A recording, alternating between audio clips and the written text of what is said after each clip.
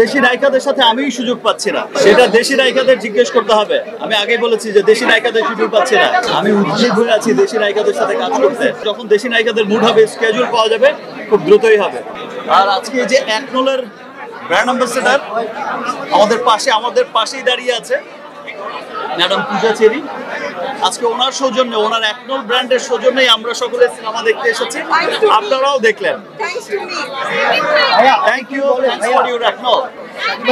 অনেকেই বলে যে আপনার পাশে দেশি নায়িকা দাঁড়িয়ে আছে, দেশি নায়িকারা দেশের সিনেমা আপনার সাথে সুযোগ পাচ্ছে না, সামনে তারা সুযোগ পাবে কিনা, আর বরবাদ নিয়ে আসলে আমরা কিভাবে দেখছি? আমি তো দেশি নায়িকাদের সাথে আমিই সুযোগ পাচ্ছি না।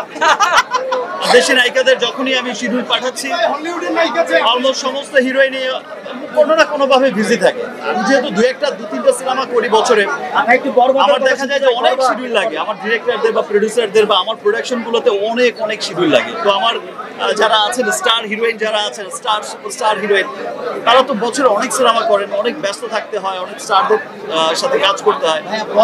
আমি আসলে শিডিউল পাচ্ছি না।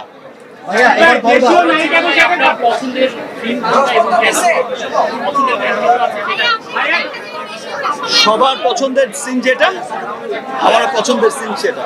ভাই আমরা বরবাদের কথা জানতে চাই। বরবাদ সেটা দেশি নায়িকাদের জিজ্ঞেস করতে হবে। আমি আগে বলেছি যে দেশি নায়িকাদের শিডিউল পাচ্ছি না।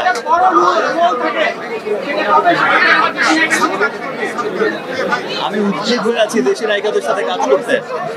আমি সেই মুম্বাইতে থাকতে ভাই, যত যাই হোক, দেশের প্রতি আলাদা একটা টান থাকে, দেশের মানুষের প্রতি টান থাকে। সো ইনশাআল্লাহ দেশি নায়িকাদের সাথে যখন দেশি নায়িকাদের মুড হবে, স্কেজুল পাওয়া যাবে, খুব দ্রুতই হবে।